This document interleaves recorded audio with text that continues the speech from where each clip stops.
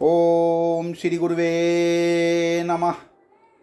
ओम शांति ही शांति ही शांति ही।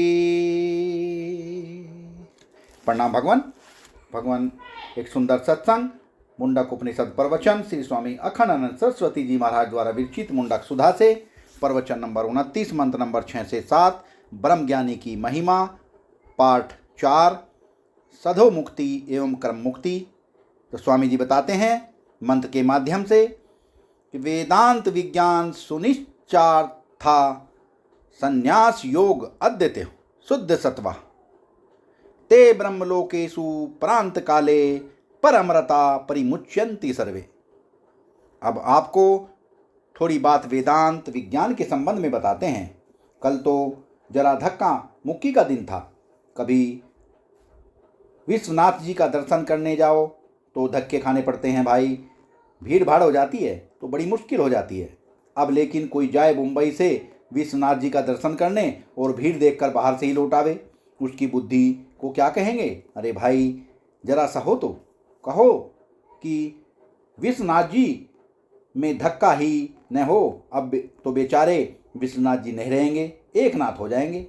वेदांत विज्ञान सुनिश्चितार था। वेदांत का श्रवण मनन निधिध्यासन कर जो अनुभव होता है, उस अनुभव के स्वरूप को जिन्होंने बिल्कुल ठीक ठीक निश्चय कर लिया है। वेदांत विज्ञान और एकेंद्रिय विज्ञान, मानस विज्ञान, बोध विज्ञान ऐसे कहो। विज्ञान को 4 कक्षा में बांट लो तो इंद्रियक विज्ञान में इंद्रियां रहती हैं अपने शरीर में, और इनसे जो अर्थ मालूम पड़ता है वह अलग होता है। जैसे गोरीति द्रव्या, गोरीति शब्द, गोरीति ज्ञानम, यह गाय घास चर रही है, गाय है ऐसा मुंह से बोल रहे हैं, और घास चर रही है ऐसा आंख से देख रहे हैं, और मन में ज्ञान हो रहा है कि हमने गाय को देख लिया। अहम ज्ञान जनामी, मैं गाय को जानता हूँ। अहम गाम जनामी, मैं गाय को जानता हूँ, यह गाय का विज्ञान हुआ। गाय अलग शब्द अलग, उसको ज्ञाता अलग, उसका ज्ञाता अलग, इसको इंद्रियक विज्ञान बोलते हैं। अब मानस विज्ञान देखो, यह शत्रु है, यह मित्र है, यह इंद्रियक विज्ञान नहीं है। शत्रु मित्र इंद्रिय से नहीं जाने जाते। शत्रु मित्र राग द्वेष के संस्कार से, संस्कृत मन से जाने जाते हैं। तो शत्रुत्व मित्रत्व मानस विज्ञान है। उसमें अलग अलग शत्रु और मित्र की प्रतीति होने पर भी असल में वह मानस देश, मानस काल और मानस द्रव्य से पृथक नहीं है। ये शत्रु मित्र स्वप्नवत हैं। जैसे अपने मन में सपना दिखता है, देखो मनुष्य शरीर आँख से दिखता है, देखो मनुष्य शरीर आँख से दिखेगा, उसका नाम मनुष्यत्व। तुम जीभ से रखोगे, लेकिन यह दोस्त की दुश्मन, यह बात अपने मन से पहचानोगे, आँख से नहीं पहचान सकते। अच्छा, अब बोध विज्ञान देखो। जैसे इंद्रियक विज्ञान और मानस विज्ञान सुसुप्ति में लीन हो जाता है, ऐसे संपूर्ण विज्ञान विश्व सृष्टि अपने अभाव में लीन हो जाती है, अपने अभाव में चली जाती है। तो बुद्धि के द्वारा जब हम विचार करते हैं तो प्रत्येक वस्तु का जन्म उसके अभाव, उसकी शून्यता से होता दिखता है। तो बोध विज्ञान का स्वरूप क्या है कि दुखम दुखम, दुख है, दुख है, क्षणिकम क्षणिकम, क्षणिक है, क्षणिक है, स्वलक्षणम स्वलक्षणम, और शून्यम शून्यम, यह बोध विज्ञान का स्वरूप है। और वेदांत विज्ञान का स्वरूप क्या है? जहाँ विज्ञान और अर्थ ये दो न हों, परंतु स्वयं प्रकाश अधिष्ठान प्रत्यक्ष चैतन्य होवे। वेदांत विज्ञान में विज्ञेय विज्ञान से पृथक नहीं है। तो ठीक है, बोध प्रत्यय में जैसे विज्ञाता और विज्ञेय दोनों का अभाव बताया, वह तो वेदांत को स्वीकार है, परंतु बोध प्रत्यय में जो विज्ञान को शून्य बताया, यह वेदांत को स्वीकार नहीं है। विज्ञान से ही विज्ञान ही जब विज्ञान ही जब इदम प्रत्यय का विषय होता है तब विज्ञेय बोलते हैं, और विज्ञान ही जब अहं प्रत्यय का आश्रय होता है तब उसको विज्ञाता बोलते हैं। इदंता और अहंता के रूप में विवर्तमान जो विज्ञान है वह विज्ञान अर्थ अभिन्न विज्ञान और विज्ञान अभिन्न अर्थ, जहाँ अर्थ और विज्ञान का भेद नहीं है। वस्तु सद विज्ञान और विज्ञान सद वस्तु, यह परमार्थ वस्तु है। तो वेदांत विज्ञान जो है वह तो इंद्रियक अथवा यांत्रिक विज्ञान है, अथवा जो मानस विज्ञान है, अथवा जो शून्य विज्ञान है। बोध प्रत्यय में पृथक कोई आत्मा नहीं। बोध प्रत्यय से अलग माने बुद्धि में जो विज्ञान की धारा बहती है उसके सिवाय कोई आत्मा नहीं है। ऐसा जो बोध प्रत्यय है उन सब विज्ञानों से विलक्षण है। यह बुद्धि की जो धारा बह रही है इसका दृष्टा कोई नहीं, साक्षी कोई नहीं, अधिष्ठान कोई नहीं। यह जो बोधों की कल्पना है वह वेदांत को स्वीकार्य नहीं। चार्वाक का केवल ऐन्द्रिक विज्ञान है, जैन सिद्धांत मानस विज्ञान रूप है और बौद्धों का शून्य विज्ञान। यह बुद्ध महात्मा ने चलाया हुआ होने के कारण बोध नहीं, बुद्धि के प्रत्यय संतान के रूप में ही सत्य को स्वीकार करने के कारण, परमार्थ को स्वीकार करने के कारण उसका नाम बोध विज्ञान है। और परमार्थ विज्ञान माने जिसमें ये तीनों कल्पित रूप से भासते हैं। इन तीनों का जो अधिष्ठान है और स्वयं प्रकाश प्रत्यक्ष चैतन्य भिन्न अद्य ब्रह्म तत्व है, जिसमें अर्थ का और विज्ञान का भेद नहीं है। यदि अर्थ विज्ञान से भिन्न होवे तो वह या तो जड़ दशा को प्राप्त हो जाएगा, प्रकृति परमाणु पंचभूत, और या तो ईश्वर दशा को प्राप्त हो जाएगा। चैतन्य कल्पित चैतन्य, परोक्ष चैतन्य, और यह तो वह शून्य दशा को प्राप्त हो जाएगा।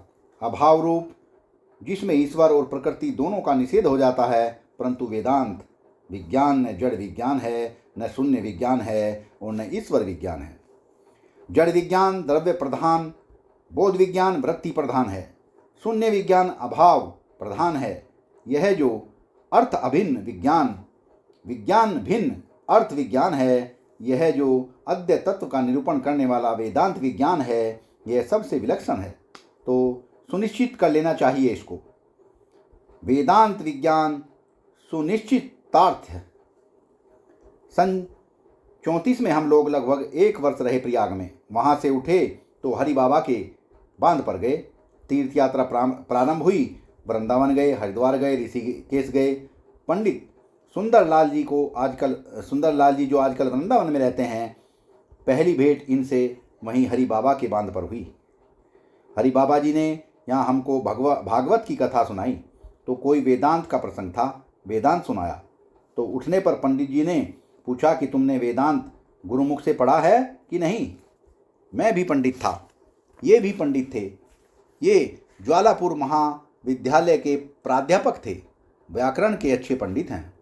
तो मैंने कहा पंडित जी मैंने सुना है, पढ़ा नहीं है।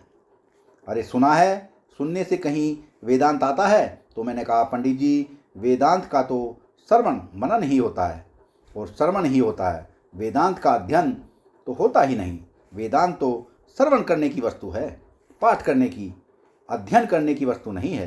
तो बोले वाह वाह वाह, ऐसे खुश हुए कि पीठ ठोक दी कि वाह बहुत अच्छी बात कही। 1 मिनट में बदल गए। बड़े सीधे हैं, सरल चित्त के हैं, जब जो मन में आता है प्रकट कर देते हैं। यह भी एक सरलता है कि गुस्सा आवे तो गुस्सा कर लिया, खुश हुए तो खुशी हो लिया। यह सन 34 की बात है, माने 30-32 वर्ष पहले की बात है। वेदांत विज्ञान सुनिश्चित अर्था। यह अब बोले भाई कि वेदांत विज्ञान में ज्ञान और वस्तु का भेद है, ज्ञान और वस्तु का अभेद है। यह देखो माला और माला का ज्ञान, ये 2 चीज़ हो गई। माला है हाथ में और माला का ज्ञान है हृदय में, ये 2 चीज़ हो गई।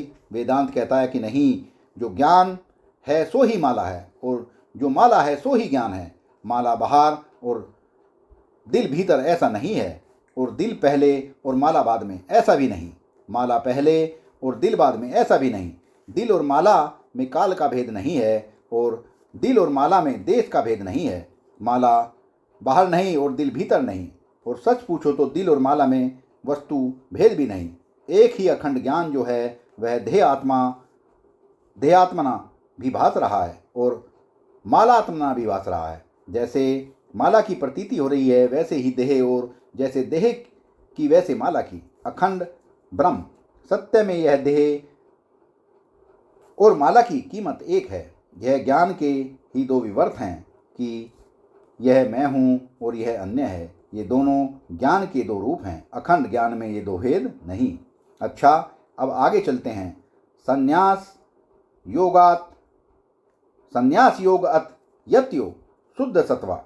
योग क्या है? संसार को पाने का योग है। कई लोग मानते हैं कि बड़े बड़े लोग युक्ति करते हैं। कोई कहते हैं स्वर्ग को पाना योग है, कोई कहते हैं ब्रह्मलोक को पाना योग है। बोले संन्यास योग क्या है? कि अपने आत्मा के सिवाय जो कुछ है उसको छोड़ देना, उसका उपनयन करना, उसका अपवाद करना, इसका नाम संन्यास योग है। अपने स्वरूप के अज्ञान से कल्पित जो भी अन्य पदार्थ हैं उसका त्याग करते चलो मन से, स्वदृष्टि से उसका त्याग करते चलो। अंत में जो शेष रह जाएगा वह कौन? वह अपना आत्मा।